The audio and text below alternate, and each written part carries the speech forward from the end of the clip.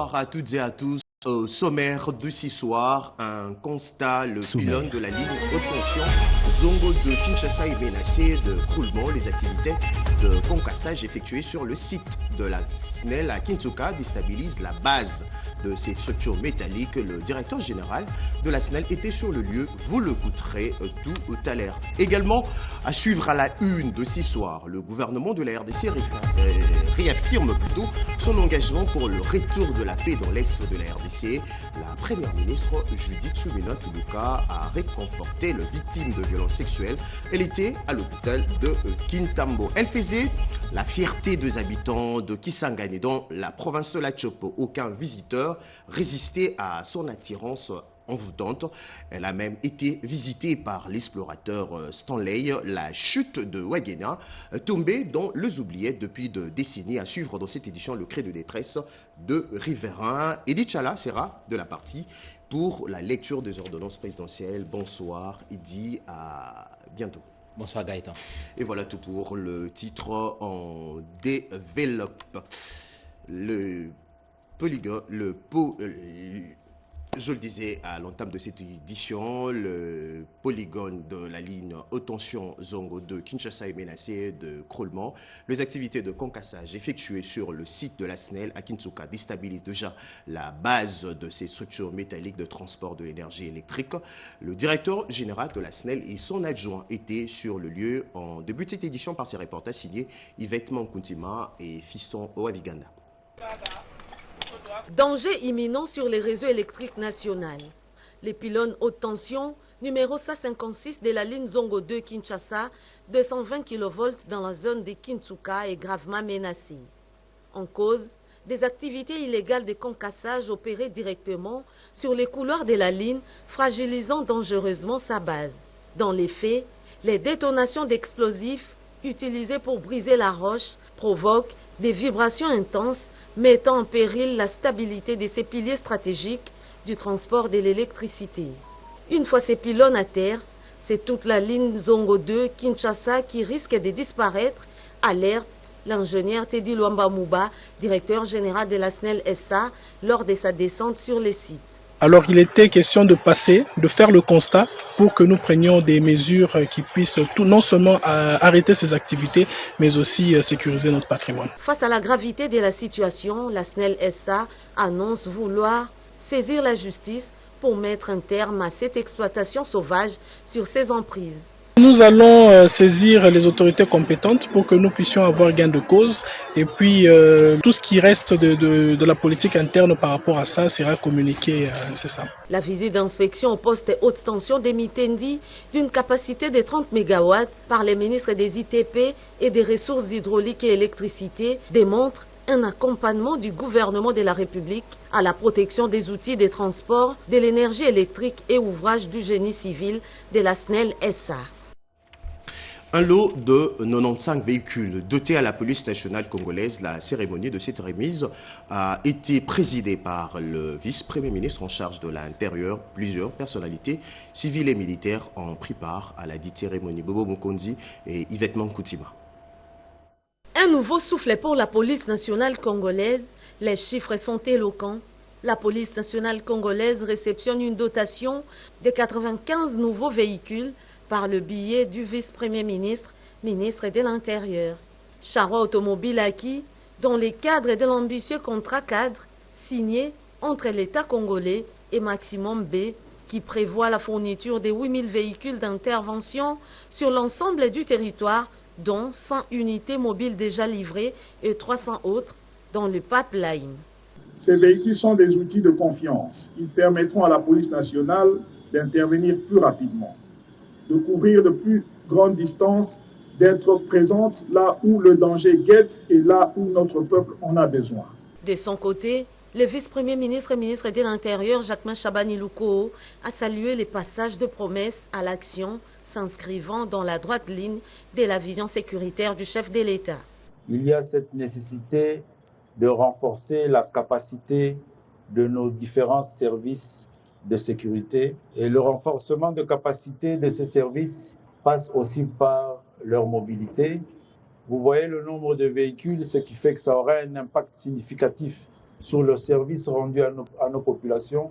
Et pour nous, c'est une journée de satisfaction. Dans une dynamique nationale de sécurisation durable et des présences renforcées de l'autorité de l'État, les prochains bénéficiaires sont les commissariats de province de Lomami et du Sankourou.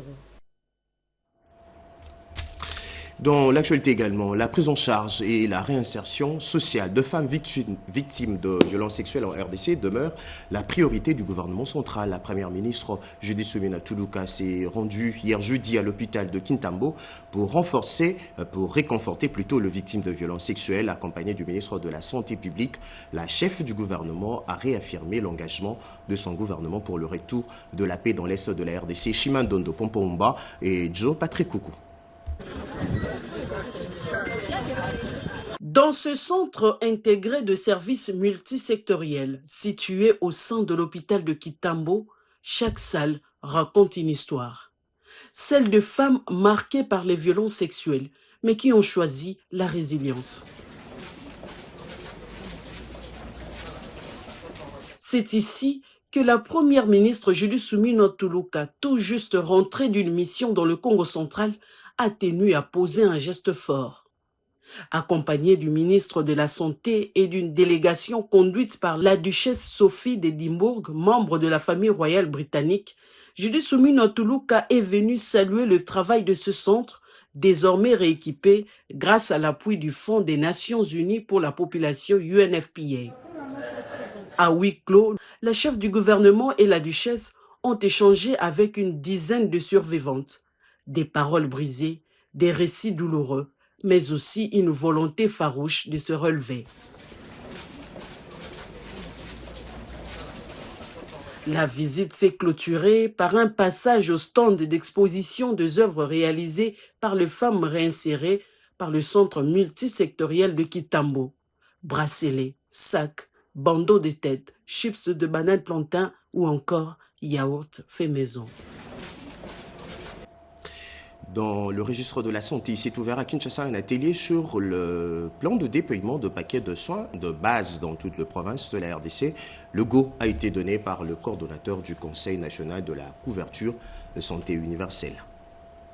Arrêter avec les parties prenantes les stratégies d'implémentation, un chronogramme et définir le rôle de chacun dans la mise en œuvre des paquets de soins pour la couverture santé universelle dans toutes les provinces de la République démocratique du Congo sont là les conclusions qui doivent découler des travaux d'élaboration de ces plans de déploiement. Polydor Mbongani Kabila, coordonnateur du Conseil national de la couverture santé universelle, qui a lancé cet atelier de 3 jours à Bibois, a convié les participants à une réflexion approfondie pour la mise en œuvre du dit paquet.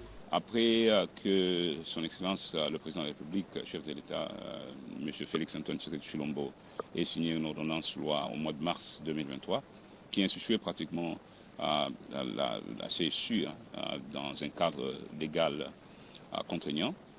Il y a des mesures d'application qui sont en train d'être prises par le gouvernement, y compris des mesures d'application sur la taxe de promotion de la santé et des mesures d'application qui, nous espérons, seront bientôt prises dans le cadre de l'assurance maladie obligatoire. Comme c'est un nouveau paquet de soins et qui va s'étendre assez rapidement à toutes les provinces, nous sommes venus arrêter avec les différentes parties prenantes les stratégies ou un plan de déploiement pour utiliser le mot consacré et qui va consister bien sûr à développer une feuille de route qui nous permettra, et un chronogramme bien sûr qui nous permettra de savoir où est-ce que nous commençons et nous commençons de quelle manière, nous progressons comment, quelles sont les interventions qui seront directement couvertes, et quelles sont les interventions qui vont attendre et bien sûr intégrer et redéfinir ou plutôt préciser le rôle de chaque partie prenante. Ces paquets, qui sont une réponse en dehors de la gratuité de la maternité et soins du nouveau-né, doivent inclure, entre autres, la consultation en médecine générale comme spécialisée, les tests médico-biologiques et radiologiques, ainsi que les soins palliatifs en rachérie. Polydor Mbongani Kabila. On prépare à ces assises les médecins, pharmaciens, économistes en santé et sages-femmes. C'est un remède efficace contre la malnutrition en RDC. 3 groupes de cultures sont désormais nommés dans le cadre de culture bio-fortifiée. Résultat d'un travail porté par le ministère de l'Industrie et celui de l'Agriculture. Cédric Kenina. Enfin, nous y sommes. La RDC adopte les normes nationales sur les cultures biofortifiées. C'est sans conteste une avancée stratégique dans la guerre contre la malnutrition en République démocratique du Congo. Le ministère de l'Industrie vient de franchir un cap important avec ses lancements officiels de normes nationales sur les cultures biofortifiées. 3 groupes de cultures sont désormais normés: les blés, les maïs et les riz enrichis en zinc, les haricots et les millets perlés enrichis en fer, les maïs, le manioc et la patate douce enrichis en provitamine A. Un travail rigoureux mené avec Harvest Plus. Depuis plusieurs années qu'Harvest Plus est en train d'intervenir sur le Congo, Harvest Plus a encadré les paysans qui ont commencé à produire assez de cultures biofortifiées. Ils ne produisent pas que pour eux-mêmes. Et cette activité doit s'étendre, ils doivent produire sur le marché international. Au nom du ministre d'État, ministre de l'Industrie, Emebo Jisangara, le secrétaire général à l'Industrie a salué cette initiative, remerciant les partenaires pour leur engagement.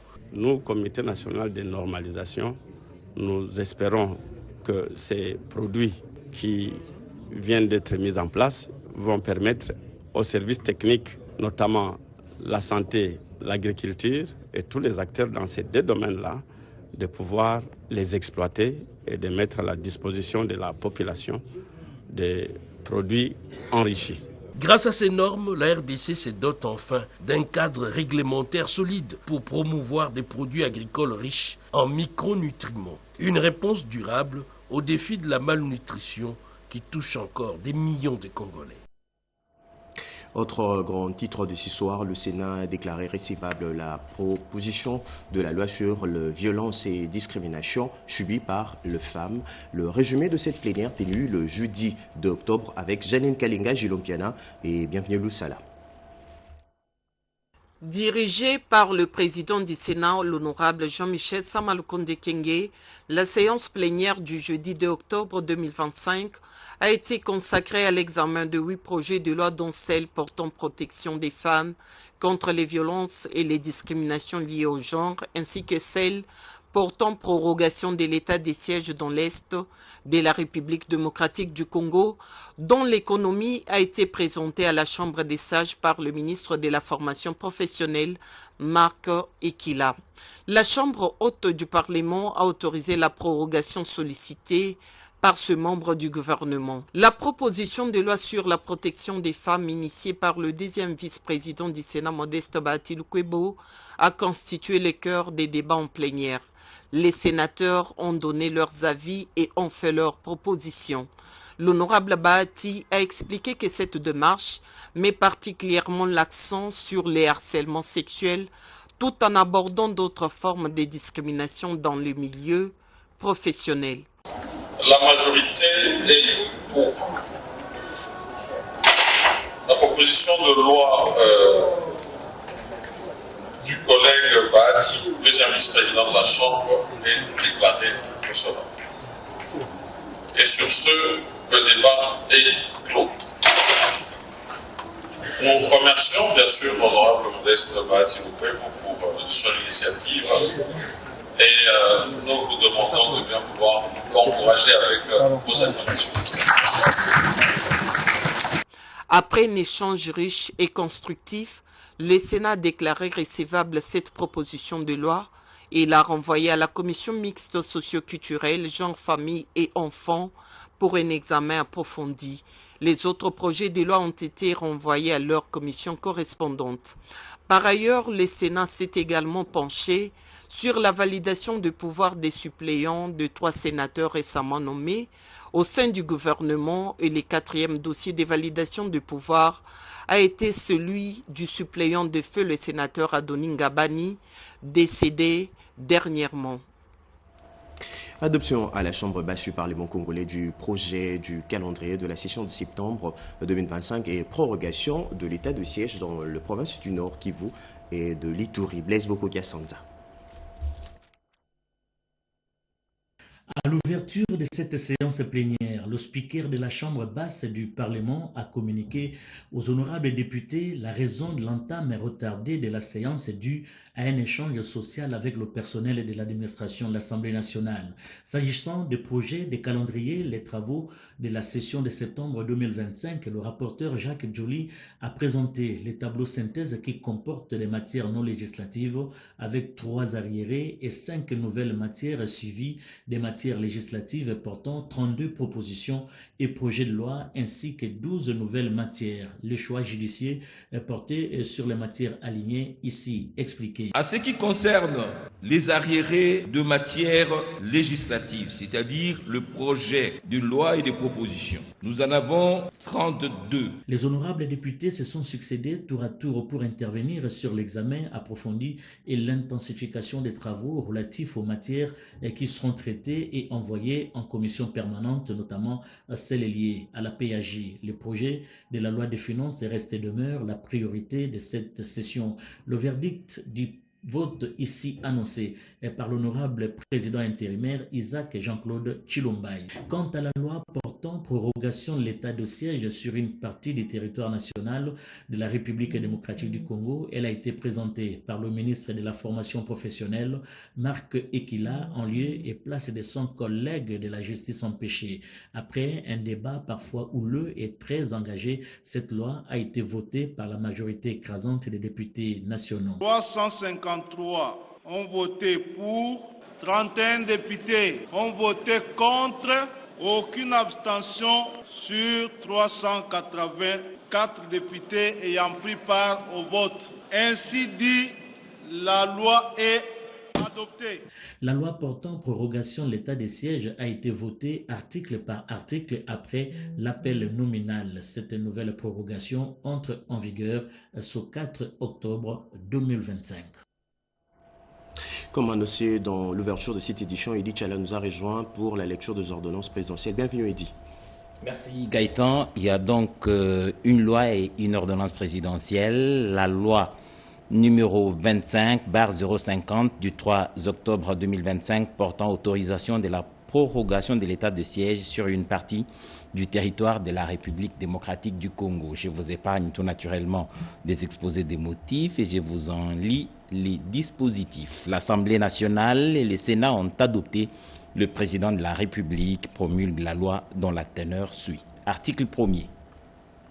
Est autorisé conformément à l'article 144 alinéa 5 de la Constitution pour une période de 15 jours prenant cours le 4 octobre 2025 dans les provinces de l'Ituri, du Nord Kivu, la prorogation de l'état de siège proclamée par ordonnance numéro 21/015 du 3 mai 2021. Article 2.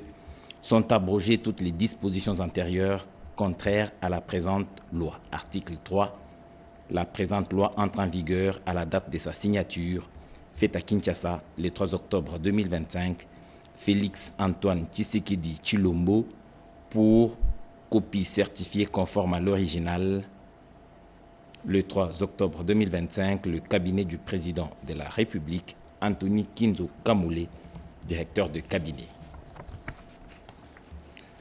Ordonnance numéro 25/269 du 3 octobre 2025 portant prorogation de l'état de siège sur une partie du territoire de la République démocratique du Congo.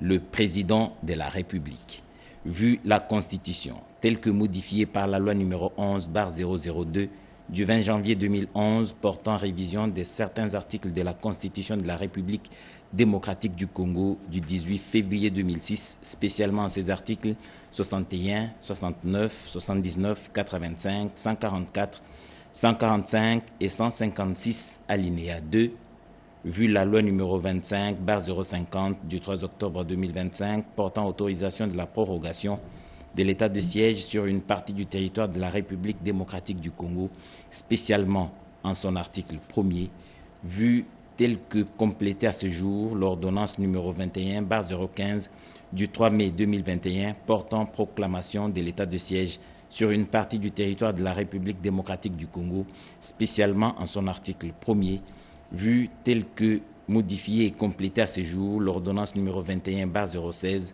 du 3 mai 2021 portant mesures d'application de l'état de siège sur une partie du territoire de la République démocratique du Congo, vu l'ordonnance numéro 24/88 du 11 octobre 2024 portant organisation et fonctionnement du gouvernement, modalités de collaboration entre le président de la République et le gouvernement, ainsi qu'entre les membres du gouvernement, vu l'ordonnance numéro 22/003 du 7 janvier 2022 fixant les attributions des ministères, vu l'ordonnance 24/022 du 1er avril 2024 portant nomination d'un Premier ministre, vu l'ordonnance numéro 25/247 du 7 août 2025 portant nomination des vice-premiers ministres, des ministres d'État, des ministres délégués et des vice-ministres, vu l'arrêt sous R-Const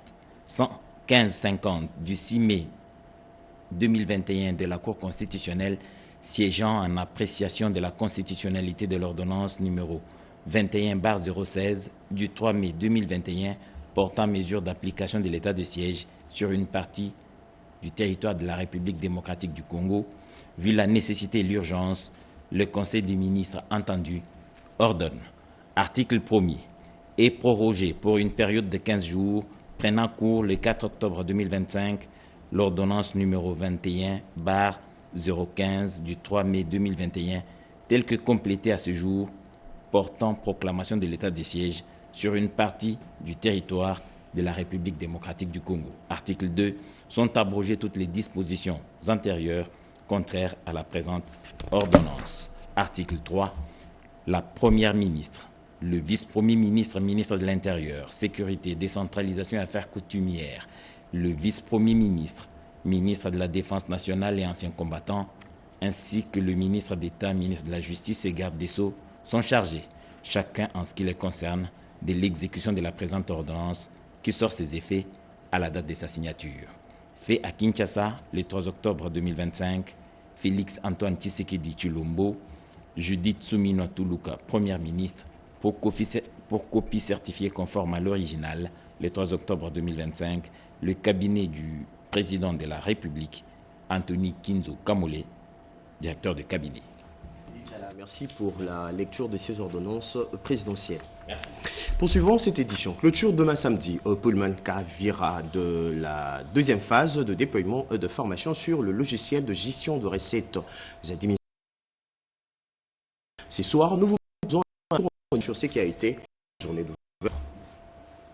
Lancé ce lundi 29 septembre 2025 par le directeur provincial ad intérim de la DGRAD au Katanga, la deuxième phase de formation et de déploiement du logiciel de gestion des recettes administratives et domaniales organisée au Pullman Karavia de Lubumbashi a connu la participation active des différents formateurs qui ont présenté en détail le logiciel, expliquant son fonctionnement, sa manipulation et son immense utilité par rapport à l'ancien système manuel. Il a été démontré que le Logirad couvre l'intégralité du processus de taxation, de l'ordonnancement jusqu'au contrôle par les chefs des divisions et les directeurs.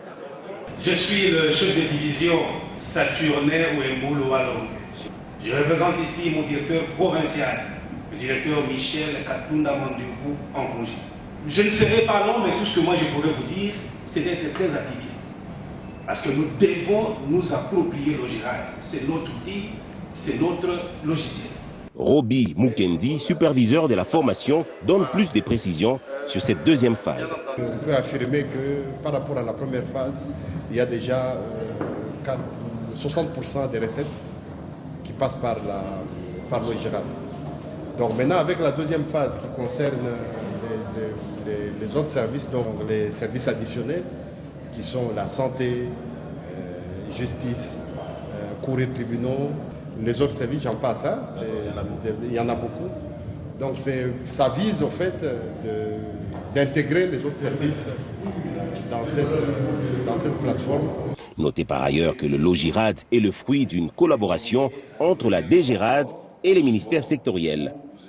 Cette plateforme ainsi que cette formation ont été rendues possibles grâce à l'appui financier de l'Union européenne et au soutien technique de l'Agence française de développement AFD, le tout s'inscrivant dans le cadre du projet Gouvernance financière. Tout à fait autre chose. Le Centre du commerce international veut donner un coup de pouce à la RDC dans la promotion de petits commerces transfrontaliers au sein de l'espace CAC.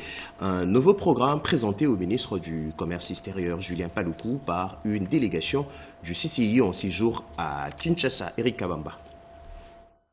La RDC bénéficiera désormais de l'appui du Centre du commerce international basé à Genève pour promouvoir le commerce numérique, le régime commercial simplifié au profit de petits commerçants transfrontaliers ainsi que la dématérialisation du guichet unique intégral du commerce extérieur. Objectif, améliorer la transparence et la traçabilité des opérations d'importation, d'exportation et des transits. Cet appui technique est l'une des principales retombées de la réunion technique tenue entre le ministre du Commerce extérieur Julien Paluku Kaonga et une délégation du CCI conduite par sa directrice de la division du commerce durable. Cette collaboration s'inscrit dans le prolongement de la rencontre tenue au mois de mai dernier en Suisse entre le ministre congolais et ses délégations du CCI. La structure va également accompagner l'organisation à Kinshasa d'un forum sur le développement de chaînes de valeur dans le secteur minier, en mettant en avant le projet phare de l'industrie des batteries électriques ainsi que des initiatives dans le secteur agricole, a précisé Vanessa Erigbogbo. C'était sur le sujet de collaboration entre le Centre de commerce international et le pays de RDC pour développer les chaînes de valeur. Une équipe mixte d'experts a été mise en place pour élaborer une feuille de route claire en vue d'accélérer la mise en œuvre de ces engagements. Et puis la digitalisation du fonds de promotion de l'industrie au centre des échanges entre le directeur général et le responsable de l'entreprise exécutante. Le pourquoi avec Alain Bikaï. Depuis son arrivée à la tête du Fonds de promotion de l'industrie FPI, en juillet dernier, le directeur général Hervé Claude Toumba Toukonké avait annoncé parmi ses priorités la digitalisation de l'institution. Cette ambition connaît déjà une avancée notable. En séjour à Kinshasa, le directeur général de la firme tunisienne Système informatique de gestion automatisée, SIGA, a échangé avec son homologue du FPI pour évaluer l'état d'avancement du projet. Selon le DG Ben Ali, plusieurs étapes clés ont été franchies et la digitalisation effective du FPI interviendra dans les prochains mois. Il a à cette occasion invité le DG Toumba à Tunis afin de constater sur place l'expertise de SIGA qui accompagne déjà la société de chemin de fer Tunisie Télécom, Tunisair ainsi que plusieurs grandes banques. Le même jour, le DG Hervé Claude Toumba a également reçu Ernest Egovi Adjovi, initiateur des célèbres trophées musicaux Cora. Plus qu'un promoteur culturel, il est aussi entrepreneur et gestionnaire de l'une des plus grandes sociétés privées de financement des projets d'investissement au monde. Son objectif, connecter les FPI aux réseaux financiers internationaux et l'accompagner dans la levée des fonds. Pour lui, Cora constitue une plateforme de rencontre entre investisseurs et offre une visibilité internationale aux entreprises africaines. C'est d'ailleurs pourquoi l'édition Cora 2026 se tiendra à Kinshasa. Et puis l'opération d'octroi de permis de conduire s'est poursuit à Kinshasa. Le conseil d'administration de la RTNC, la direction générale accompagnée de son personnel ont reçu leur permis de conduire. Yonan Voka et Siandé Meka. La RDC quitte finalement le cercle de pays où l'on naît et meurt sans un permis de conduire valable, mais avec un statut de chauffeur. Au départ, personne n'en faisait allusion. Aujourd'hui, l'on se bouscule pour obtenir le permis de conduire. C'est précieux sésame pour emprunter le route du pays. Et cette opération d'octroi de permis de conduire qui se poursuit draine du monde. Organisation tant privée qu'étatique, à l'image de la RTNC qui prêche par l'exemple. Nous sommes satisfaits du travail qu'on est en train de faire ici. Le plus important, c'est sécuriser tous les chauffeurs de la RTNC. Donc nous avons organisé, en fait, au niveau de la direction générale, on a organisé pour que tous nos chauffeurs soient sécurisés. Parce que depuis un certain temps, il y a des contrôles, on est en train d'arrêter les gens. Un établissement comme la RTNC doit obligatoirement sécuriser ses chauffeurs. Toutes les étapes sont minutieusement observées et la Commission nationale de délivrance des permis de conduire scrute chaque étape. Comme vous pouvez le constater, les opérations ne sont pas difficiles. Ce sont des étapes très simples, en commençant par la constatation. Ensuite, lorsque le requérant finit sa constatation, il se dirige vers la salle d'examen où il passera l'examen théorique à l'aide de tablettes. Il fera l'examen pratique et l'avantage que nous avons au site de Ndolo, nous avons une salle réservée pour les simulateurs et un autodrome qui a été conçu avec les véhicules réels. Avoir de routes sécurisées, c'est aussi en amont avoir de chauffeurs qualifiés. En bref, un pas décisif pour le lancement de vastes projets de logements sociaux dans la province pilote de la Chopo. L'agence congolaise de promotion immobilière a procédé ce vendredi à la remise officielle du premier site à l'entreprise de construction Congo C1 à Kisangani. Ce site situé au cœur du quartier Tchatché dans la commune de Makiso est destiné à accueillir un immeuble de type R+3. Nous y reviendrons dans nos prochaines éditions. Je le disais à l'entame de cette édition, à Chopo, la chute de Wagenya à Kisangani dans la province de la Chopo n'attire plus. Elle a même perdu tout ce qui faisait d'elle un site touristique tombé dans les oubliettes. Depuis des décennies, les habitants lancent un SOS. Voici l'un des joyaux naturels du fleuve Congo, les chutes Wagenya, un spectacle impressionnant au cœur de Kisangani qui pourrait faire la fierté du tourisme congolais. Mais au-delà de la beauté du site, ces chutes représentent une véritable source de vie. Ici, la communauté Enya perpétue un savoir-faire séculaire. Grâce à de grandes nasses appelées Moseba solidement fixées entre les rochers, les pêcheurs capturent les poissons qui nourrissent leur famille. Les Enya, c'est les poissons.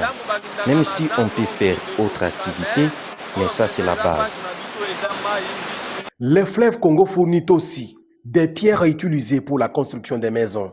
Pourtant, faute d'aménagement et de valorisation, ce patrimoine naturel demeure livré à lui-même.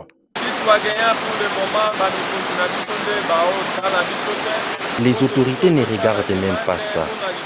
Nous sommes abandonnés. C'est un site qui valorise notre ville.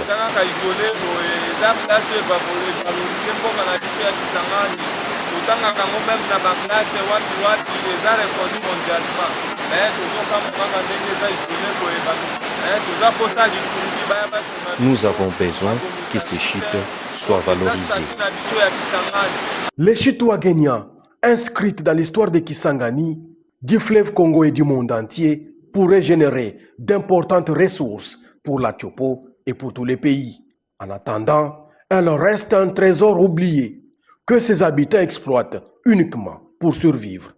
Les Wagenya, eux, continuent d'épuiser leur quotidien avec l'espoir qu'un jour, ce patrimoine naturel du fleuve Congo devienne une véritable fierté nationale. Je le disais à l'entame de cette édition, il est nouvellement élu président du Conseil national de la jeunesse. Il est aussi ambassadeur de cette même jeunesse. Monsieur Claude Mbouyi est notre invité de ce soir. Bonsoir et bienvenue. Bonsoir, monsieur le journaliste. Monsieur Claude, dites-nous comment se porte le Conseil national de la jeunesse.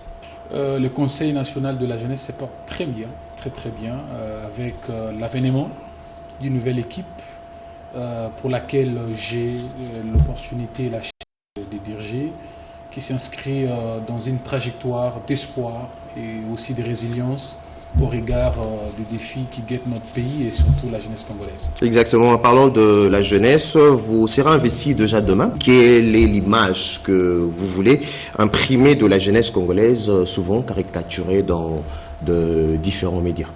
Nous voulons imprimer une symbolique très importante d'une image d'une jeunesse debout, une jeunesse de l'excellence, une jeunesse qui s'inscrit dans la productivité, dans la résilience, et une jeunesse qui participe aux efforts de guerre, à l'économie, aussi à la stabilité de la gouvernance de notre pays.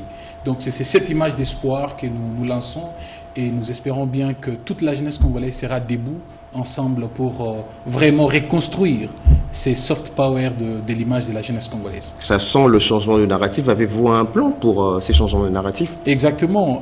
Nous nous inscrivons dans une vision très claire capter et mobiliser les potentiels jeunes maintenant sur la trajectoire de progrès de la RDC. Nous aimerions que tout le monde soit capté, tous les jeunes, quelle que soit leur zone, leur nature, leur couche, leur position sociale.